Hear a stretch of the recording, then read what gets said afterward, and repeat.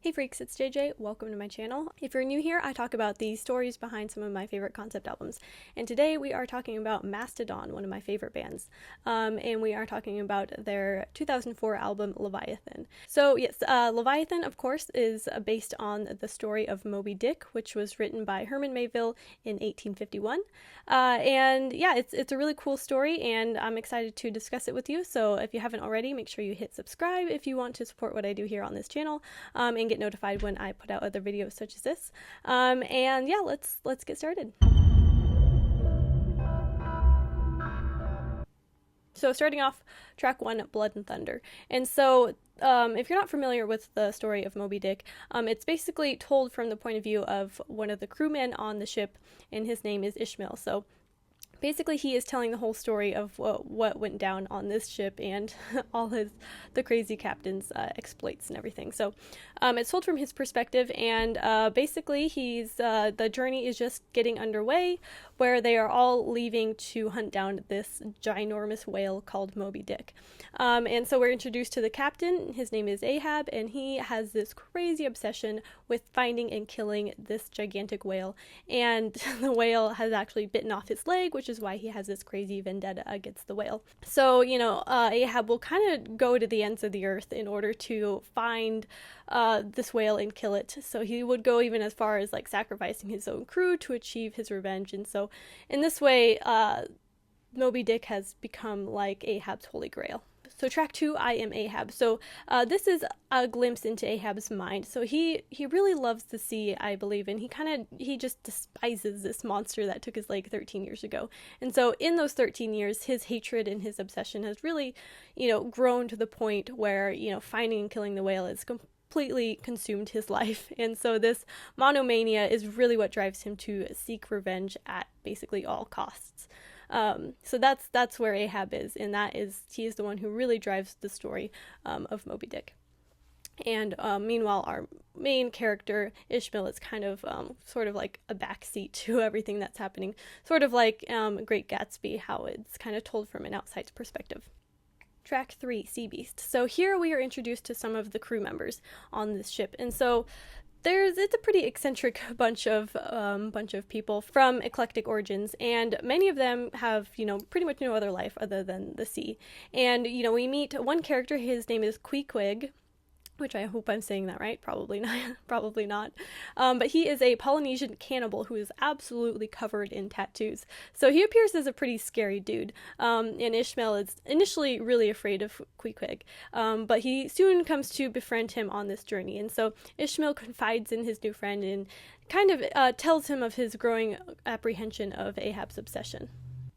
Track 4, Island. So this track kind of just really draws parallels between Ahab's mission to kill Moby Dick and the Norse myth of Thor trying to kill the world serpent while out at sea. And so in the Greek story, Thor is tricked by a giant into trying to pick up the world serpent, which for some reason looks like a cat to him at the time. Anyway, Thor is humiliated, and so he then becomes determined to redeem himself by hooking the serpent with a fishing line. So Thor, eventually he gets the serpent on the line, and he's just about to pull the beast up out of the water, and it's about to crest the surface, but then his friend, Hymir, cuts the line, and the beast just falls back down into the water and gets away. So that is one version of the story, and then in another version of the story, Thor is actually victorious in capturing the world serpent. And so there's, multiple renditions of it. So the way I see this track, I see it as Ahab kind of imagining himself as Thor and believing in the version of the story where Thor is victorious. Also, another way that this whole story relates a little bit to like Greek mythology is relating Ahab's harpoon to Odin's spear. Anyway, that brings us into the next track where we talk about Ahab's harpoon. So track number 5, Iron Tusk, of course refers to Ahab's harpoon, which he had specially made just for killing Moby Dick. And the way he had it made is really cool and really badass. So he had it made from like horseshoe nails, which were like really strong metal for the time. And Ahab had it made out of like horseshoe spikes, as well as his own straight razors kind of, melted down and forged into this harpoon. The harpoon was then quenched, get this, in the blood of 3 of his own crewmen. So he had his he had 3 of his own crewmen like bleed for him so that he could quench his harpoon in their blood, while also baptizing the weapon with this like prayer that was dedicated to Satan, which is so cool. So probably the most metal part of this Moby Dick story, which I thought was really awesome. So you can kind of see how really intense and serious Ahab is about killing this whale. Yeah, he's willing to resort to witchcraft to do it. We then get into track number 6, Megalodon. And so I believe this track just kind of references a bunch of the various myths about sea monsters and the tales that sailors tell each other about the creatures that live in the ocean. So of course we have sirens are mentioned in this track, which are of course half women and half fish who have these really alluring voices that lure sailors to their death. Sirens are also kind of known as Fiji mermaids, which is mentioned in the song. A Fiji mermaid was invented by P.T. Barnum, of course, the famous circus owner. He basically took like half of a monkey and half of a fish body and just kind of sewed those things together to make it appear as if he had this mermaid artifact that he would show in his circus, which of course was not real, but that's where the Fiji mermaid term comes from. And then we have the Megalodon, which is, of course, the title of the track. And that is an enormous species of prehistoric shark. Of course, it's been made into some various movies these days. So basically a big giant shark is what a megalodon is.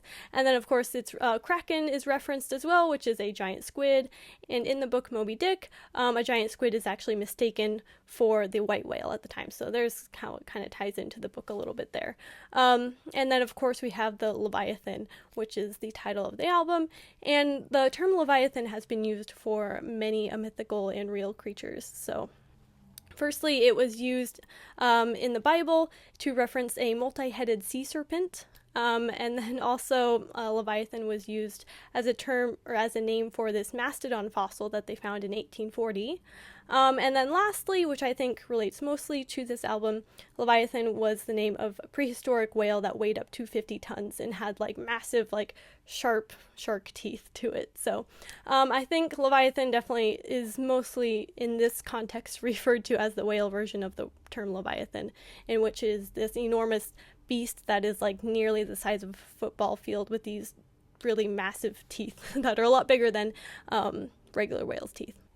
We then get to track number 7, Naked Burn. And so in my research for this video, I was reading some online forums about Mastodon, and I had read that some people think that this track doesn't really have anything to do with the Moby Dick story or anything. It's just kind of a random track because it talks about the pedophilia in the Catholic Church, and it's mostly about that. But I think they did a sensational job in linking that subject matter with the metaphors used in Moby Dick. So through using the whaling metaphors that Melville used in Moby Dick, they kind of use that to talk about sexual abuse performed by the priests in the Catholic Church. In Moby Dick, uses a metaphor with the line. So the line is this hemp rope that is attached to the end of a harpoon. And so this line is extremely dangerous because should a whale be speared, the slack of that line will yank so fast that there's almost nothing you can do if your foot or hand or body part gets caught and tangled in it. You're a goner. You're going to get yanked out of the boat and you're probably going to drown if you get caught in that line. And so anyone near the coiled line is sort of in danger of being swept away by it should they harpoon a whale or something. And so the line symbolizes, I think being caught up in something that is completely outside your control. And I think that so much relates to the situation of all these children that have been abused by priests is, they're children, of course, so they had absolutely no control over what was done to them.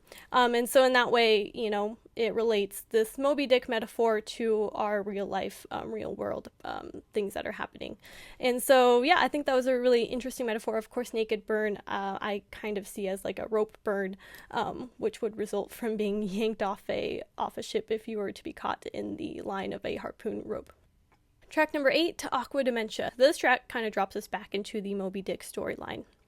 And so this song I kind of imagine as like the inner thoughts and feelings of all the crewmen right as we enter Act 3 of Moby Dick. And so there's a lot of ominous signs that are popping up towards the end of the story. And, such as Ahab's, he gets his hat stolen by a hawk, and then, they come upon this almost wrecked ship who got smashed by Moby Dick, and they lost 5 of their crewmen. And then Ahab is just kind of descending into madness. He spends all hours of the day and night just walking the deck, looking for Moby Dick. And so the crew is really feeling sort of apprehensive at this point, I believe, about going forward with the mission to catch this whale. And they can kind of, I think, sense and feel that something bad is coming and possibly foresee their own demise. And so at the end of this, the whale is finally spotted and the chase begins. And so the crew has no other choice but to follow their crazed captain forward with the mission of catching this giant whale. So track 9 is where, the whole story has its big finale. And so they chase the whale for 3 days, and on the second day, 3 of their boats get smashed to pieces, and Ahab loses his false ivory leg that he's been walking around on.